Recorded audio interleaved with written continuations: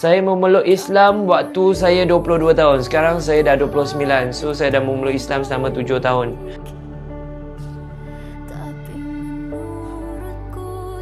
Korang tengok dulu guys. Korang tengok dulu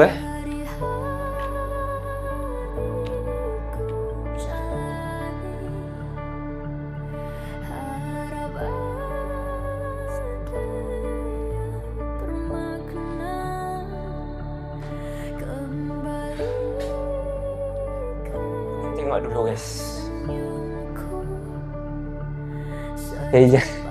Janganlah ikut nangis. Korang yang pernah masuk live saya tahulah. It's like permulaan tu pernah je 10 orang masuk.